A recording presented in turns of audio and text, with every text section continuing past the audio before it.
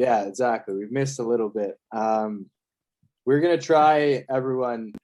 We're not gonna try. We're going to get more podcasts out to you, even if they're 10 minutes, just talking about the Leafs right now because they're an exciting team. Playoffs is coming up so soon.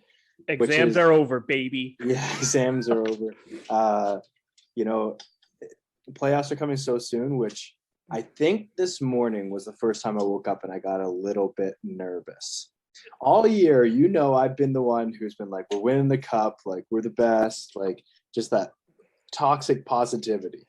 Yep. And then this morning I woke up and I was like, man, are we seriously going to play Tampa Bay in the first round? I think we had reverse feelings because the whole time I'm like I said, I wouldn't even watch this team after the playoffs. But the last few days, I've had this weird feeling going, wow, this defense might win us a round. Yeah.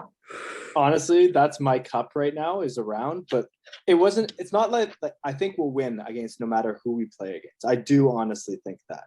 But it's still that little nervousness of like, this is the best season we've had in history. Yep. And what if we lose in the first round? It would all be for nothing. It would all be for nothing. Like Matthews might legitimately win 3 awards. He's going to win the Rocket. He should win the Hart, and he could win the Selke. Like, and then Bunting should/could, however way you want to look at it, win the Rookie of the Year. I don't think Keefe probably is in the running for Coach of the Year, but I mean, I personally think that he should be. Granted, we both don't watch many other games, so it's hard to say. But this I'd say the Florida goal, I don't even know who the coach is, but I'm like, that guy should probably win it because Florida's been always not the best. Or even New York Rangers, but like, yeah, because they came out of nowhere. But like, this is my reasoning for why I think Keefe is a really good coach, and you can give your thoughts on this after. Oh, the Keefe controversy. And we talked about this in the last podcast. What player has gotten worse? What player has regressed this year? And I couldn't really think of any, right? Maybe Simmons, Spezza, they don't count. But like Engvall has turned into a legitimate top 6 forward, right? Yep. Mikheyev has bounced back and played borderline top 6 forward, but he's serviceable there. He's good defensively. David Kampf has 11 times the amount of goals he had last year on the Chicago Blackhawks when he played more minutes on the Chicago Blackhawks. Like, and his PK and like just defensive work is phenomenal. Yeah, exactly. Like everyone on this team, Bunting, another one, like he could win the Rookie of the Year. Like he has gotten the most out of every single player on the Toronto Maple Leafs.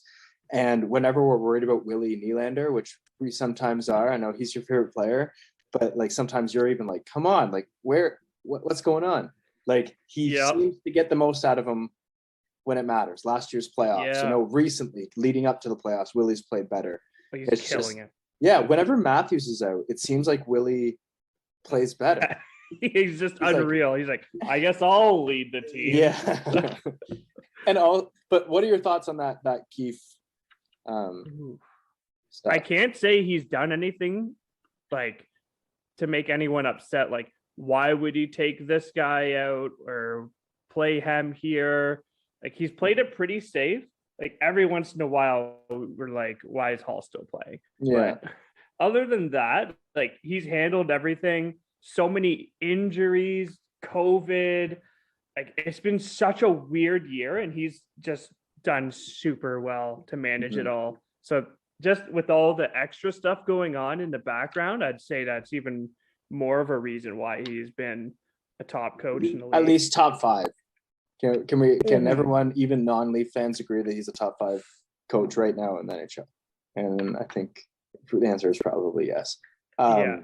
Since joining, it's been a regular playoff appearances. I think his win percentage is literally might be 1 or 2 top in the entire league.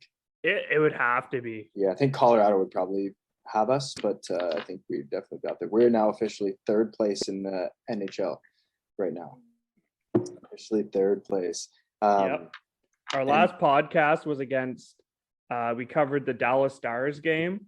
So in the last 6 games, like we've just been insanely good. And I Yeah. think it's just our defense getting even stronger together with like Giordano and Labushkin getting more playing time with other people. And oh my God, it's Geo is the truth. That's Yeah, all I can Gio, say. that is our best. Can you think of a better deadline acquisition than Gio in our lifetimes? Trade line. Oh no. Yeah, I'm I really think we talked trying. about it. And what was the random one? FNUF way Uh, back then. well, I mean, trading Phaneuf away that led us to possibly getting Austin Matthews Yeah. might take the cake. I think yeah. But like it was we were talking because we were talking about the oldest guy to ever come over in the trade deadline or whatever, or what happened, who we last got in our last run, and I think it was like Brian Leach. Then it was like a similar kind of guy to Mark Giordano, but like this, I don't recall Brian Leach's stats. I remember I was very young when that was going on, but I still remember. I still remember I that just remember trade. him the big tough guy. That's all I picture him as. Brian Leach. Yeah. I think you might have him confused with someone else. I Oh, don't think Brian who am I Leach was thinking ever of? too much of a tough guy, but he was more of like a puck moving to a really good. Oh my gosh, you know who I'm thinking of? And it's Who? not even that long ago. Frig, what's his name? Pollock? Oh, Polak. Roman Polak. Roman Polak. Yeah. Yeah. How did we Yeah. get him? Did we just sign so him 1 many. year? We like traded for him twice or something, and then signed him twice. Like he was everywhere. That guy was like a meaner looking Labushkin, but like worse. And it was actually, I saw the one Leafs TikTok. We'll get onto Labushkin now, because you want to talk about what happened last night. But it was like they were asking all the players like, "What's your favorite soup?" Oh yeah. Did you see that one? And everyone was Yeah. just like the standard Clam chowder. clam chowder, And chicken noodle. And then he was just like, borscht. He just said it in like the most like Russian voice ever. He repeated it twice, borscht, and just went on the ice. I'm like, that's who we need on the Oh team. my God. Yeah. Imagine just lining up next to him and just like looks at you and just says that soup name. Like, Yeah. he's terrified. Borscht. Like, Oh shit. I don't know what that means, but yeah, so last night I only watched the first period, and this is another little thing I just wanted to add on. Whenever I have to go to work or do something and I have to like miss out, I watch most Leaf games, but I have to miss out on like the second halves. Yeah. I never recently have walked away going, are we going to win? I always walk away saying we're going to win this game. You know, and like I just saw the Flyers score at the end, and I was like, of course, we beat them 5-2. You know, and that was after a trash first period. But yeah, at the end of the game, Labushkin, I just watched it on YouTube, went to nail a guy in the Flyers and ended up fighting McEwen. And apparently there was some Twitter controversy, if you want to go over that. Yeah, it was pretty weird because when it happened, I messaged you guys. I said the Boosh just tossed a guy around in what's I would call a mini fight. And yeah, it was kind of a weird play going on. A stick went flying into almost hitting one of our coaching staff and Mitch Marner. And then all of a sudden, the Boosh is just grappling onto this guy who looked kind of confused and terrified at the same time. And he just mauled him to the ground. Like, I think he like punched him once and then just threw him to the ground. And I was like, oh my God, this is awesome. This is what the Leafs have been asking for. A guy you're not going to mess with. And then I go on Twitter. I'm like, oh, I can't wait to see everyone say how sick the Boosh is. And I see, wow, super unnecessary. What's he doing? He's going to cause the team to concede a goal. What's this? Why is he doing that? What? Like, what? What are the thoughts here? So some people loved it and some people just hated it, thinking like this will cause the team to lose. You know what it reminds me of? I'm going to give a little analogy here, and I think it's only men that listen to this podcast, so maybe some people can understand. So You know, when you're like just talking to your girlfriend and she says stuff like, um, I really like want to go on trips. I really want this. I want this. I want this. Right. And you say, oh, okay, great. Like I want to be able to give all that to you. Mm-hmm. Right. Okay. And then you start working more. You start working all the time. And then you Yep. don't see them as much. Mm-hmm. But then you end up having a little bit more money so that you can go on all these trips and stuff like that. Yep. And then they say, we're not hanging out enough. It reminds me of that because everyone is saying we need a guy like who's just gonna like throw the body, get in fights, be that old school guy. And then as soon as we get him, Yep. it's no, I can't play like that. Hockey's changed. And it's just like, we can never be happy. Yeah. Can we ever just agree on something? Like, can we ever just find happiness in the things that we finally do have? Because I'm Yep. sure if Lyubushkin doesn't re-sign with us, which we both really hope he does, Leaf Yep. fans are going to be like, we need a tough guy on defense. Who's gonna Yeah, we need throw a the puck." big tough guy. Wish we had one of those. Yeah, exactly. So Oh it's just, my I think God. as Leaf fans, we just need to learn how to be a little bit happier. And Yep. just like, so when I watched that, this is what I think happened. And people correct me because I didn't watch the game, but from the YouTube clip, it looked like Lyubushkin went for a massive open ice hit on Zach McEwen. And then, no, it might not even have been Zach McEwen. It might have been another guy because the camera pans away. And then next thing you know, the camera pans and there's a fight. So what I think happened is he went for a big hit, missed it. Some Philly, whether it was McEwen or another guy who watched it happen, said, that's not okay. You can't hit my guy like that, and started fighting Lyubushkin.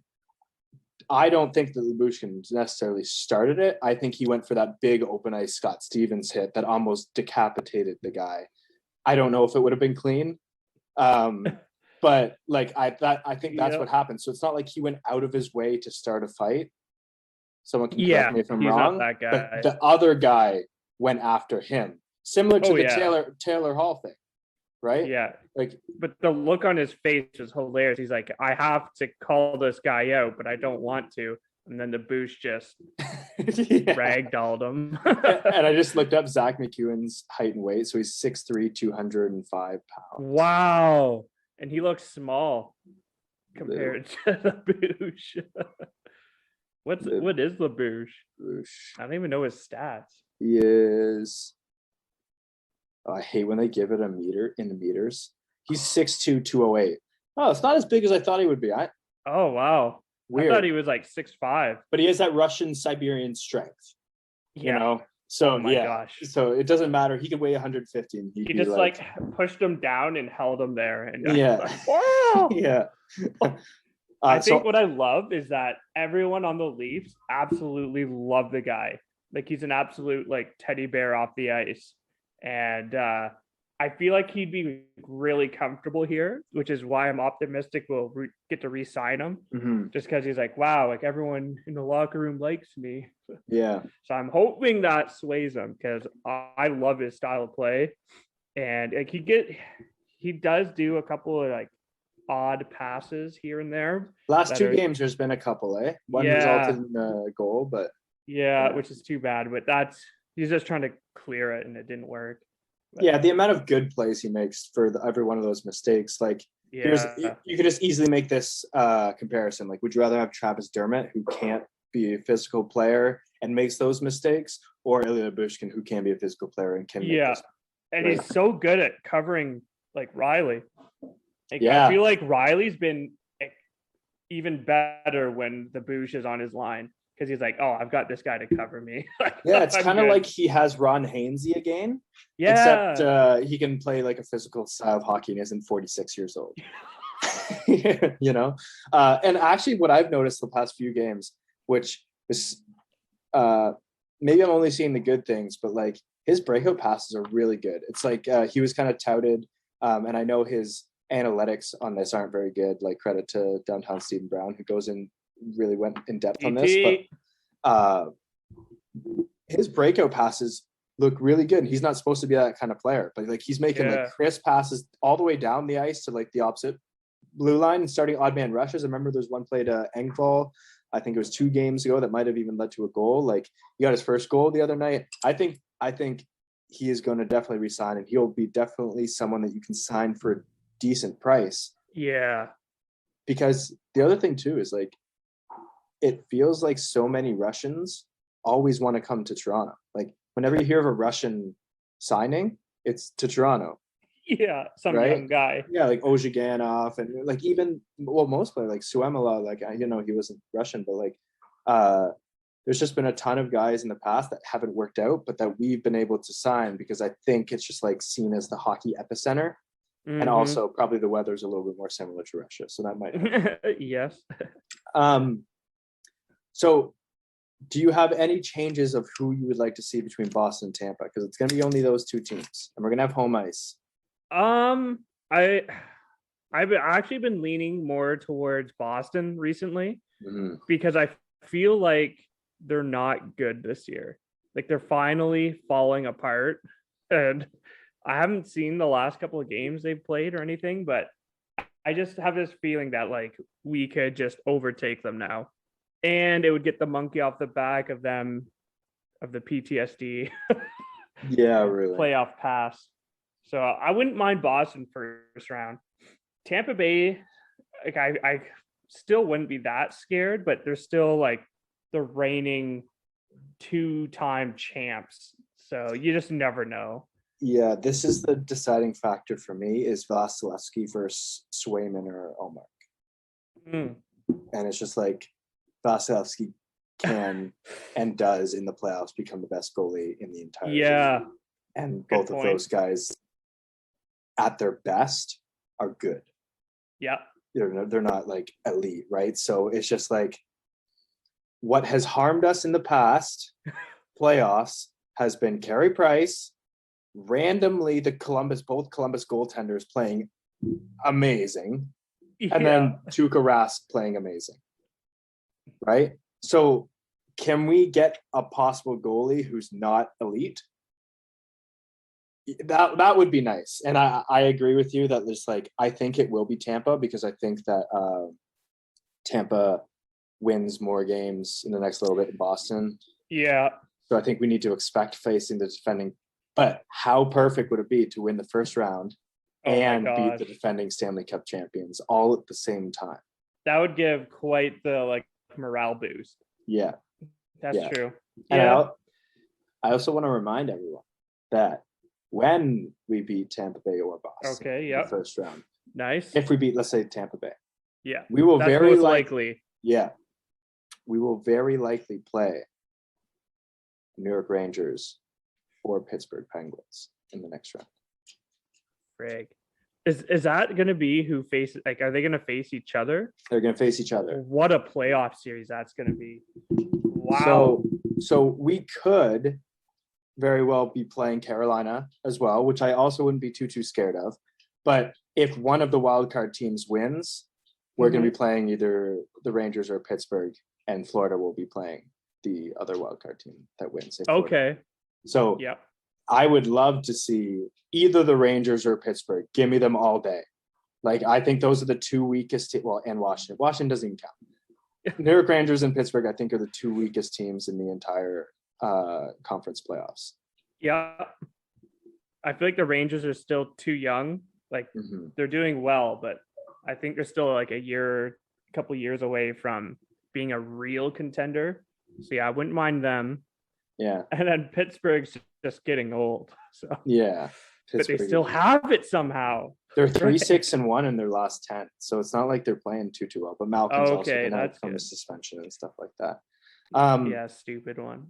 Yeah. But at least they were consistent. Because if they gave Matthews that, they better have. All eyes were on him. Yeah. In the Western Conference, well, I know we'll do like a full playoff preview. Yeah. But like, we'll bring up our during that our picks. Our picks, yeah. No one expected Vegas to likely miss the playoffs. I still hope Vegas does make the playoffs, honestly. But is it the Canucks that might get in? Canucks and Vegas are tied with 87 points. That's crazy. Dallas is at 91, but then you're also looking at LA at 92. They have a game in hand at LA, and LA Okay. is missing Drew Doughty for the rest of the season. Personally, I would like to see LA miss the playoffs because I don't think that they're going to threaten anybody. And I would Yeah, like to they're see as many swept. teams as possible who could take out the Colorado Avalanche. Yeah, or at least Calgary. slow them down. Yeah, give them a few games, not be so rested, like taking Yeah. 7.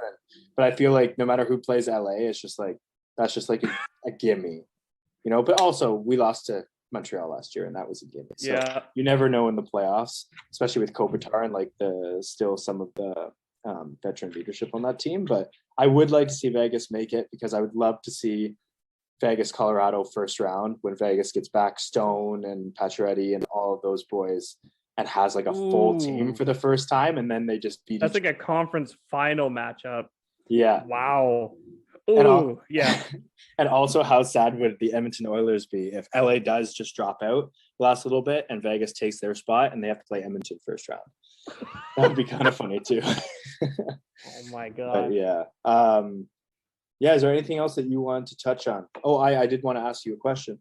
Oh, Now, after watching the last few games with Sandin gone, have you Yeah. forgotten how good he is Yep, definitely. in the sense that you would want him out of game 1 of the playoffs? Well, the only way I could see him being out was if Lilgren played well. And oh my gosh, that guy's been Yeah. unreal. Yeah. So unexpected. I thought he would be Sandin right now and Lily would be looking in. And now it's Uno reverse. Oh my God. Wow. Yeah, Lily's unreal. Both ends of the ice. Yeah. I always pictured Sandin being the defensive guy, Lily being the offensive guy, but he just looks so complete right now. It's nuts. Yeah. And I think a big thanks to Gio too, because he all of a sudden took a huge step once he started playing with them. Yeah. So yeah, it's really cool. Not only that, but like he's playing well with no matter who he plays with right now. So it's just like something about Gio being there.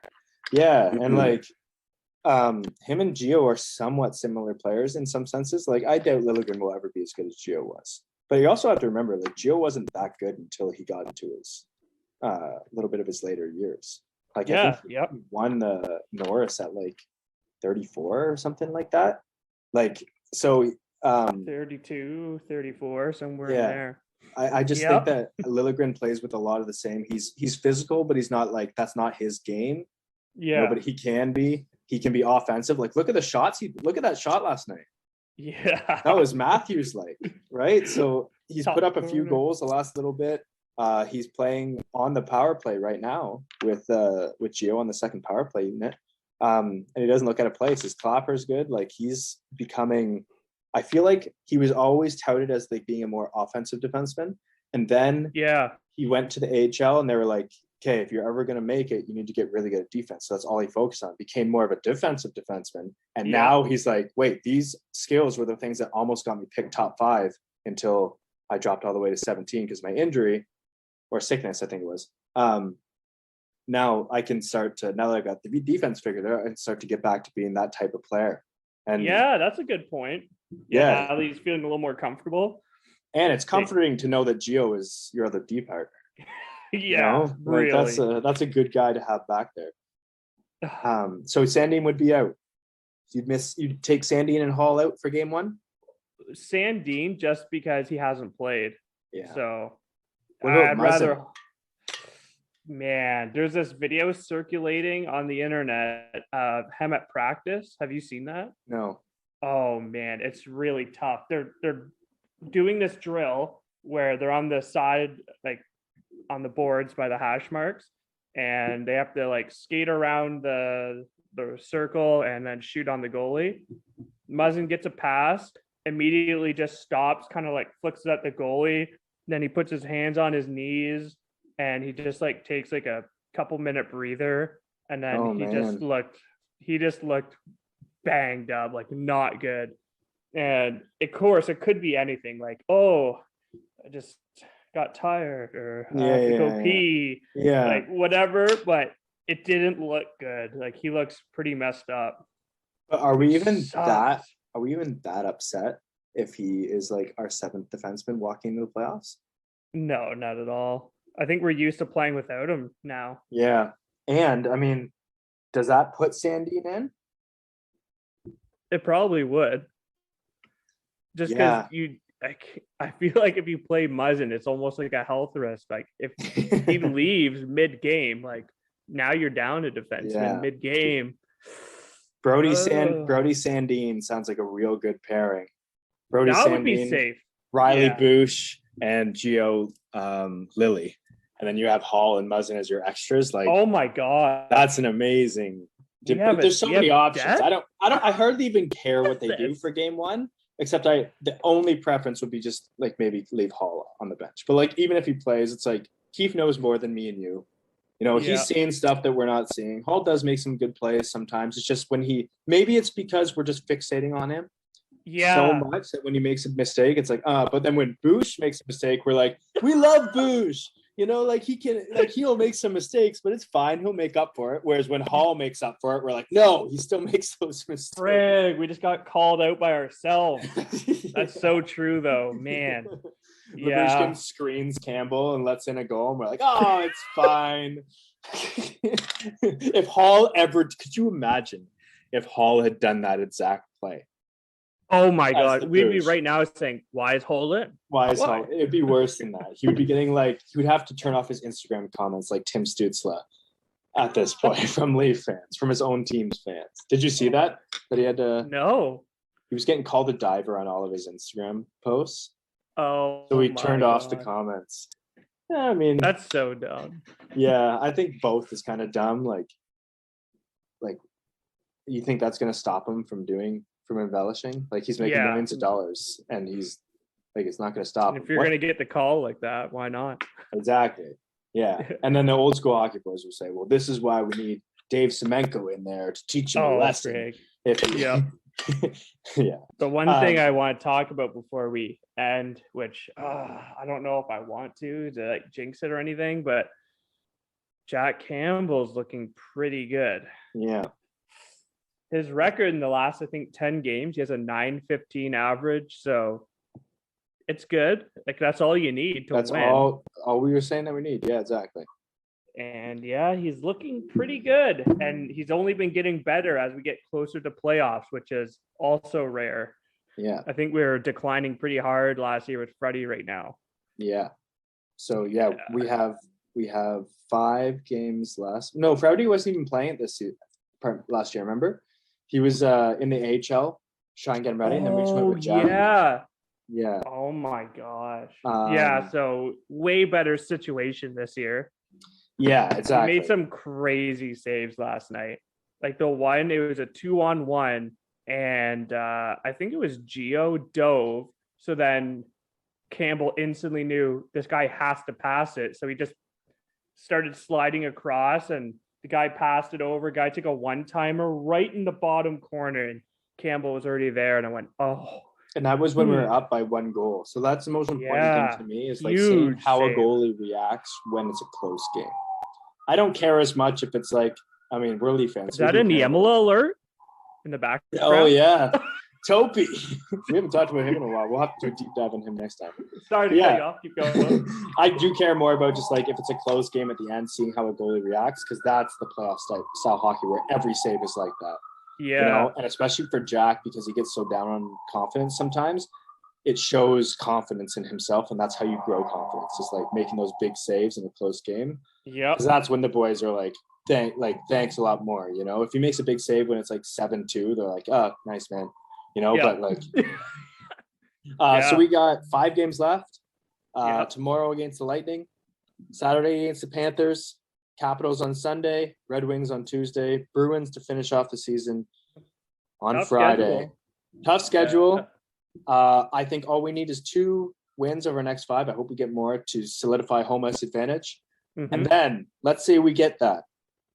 Do we rest anyone in the last 3 games against the Capitals, Red Wings, and Bruins? I say no, but it is nice that they are healthy, though. Yeah. I say you keep Matthews out until he's good. Don't even. like, yeah, don't if it means that I would like to see him in one game, but honestly, would I like to see Matthews maybe be benched? And hockey guys are going to be pissing me for saying this. Benched in the final game against the Bruins. Who Yes, might be hacking and slashing at him. exactly. Just like, why not? You know, like I think it's maybe different if you have to play them in the first round, but because you want to go in with a win, right, to get some confidence, and it's better to have your best player in the world on the team. Yep. And then with Jack Campbell, I say you play in 3 games, let Chalgren play 2, just like coast him in, ride this confidence high, and then you coast in the playoffs with no more injuries. Hopefully Andre Cash is back. Hopefully Sandin's back. Hopefully Muzzin's back. And Yep. Matthews will be back, or else I'm going to jump off a roof. Yeah. I didn't even see what he was injured with. I They just said heard it's he something was out. new. It's something Okay. new that he hasn't faced before, but it's day to day. But who knows what that could mean? Interesting. Yeah, let's hope it's nothing too serious. But I feel like they would say it now rather than. Yeah, really. That's it for us today. We'll be back. Well, I guess tomorrow we play the Lightning. Yeah, if you're down, we can do a podcast tomorrow. Do a little post game, and then Yep. we'll continue rolling those out. Well, let's hopefully get 5 more videos out before the playoffs. We'll do a playoff preview, do all of our picks, and then maybe we'll have like a little side bet or something for whoever gets the most right. Anything else you wanted to leave off with? Nope. All right, we'll see you all tomorrow.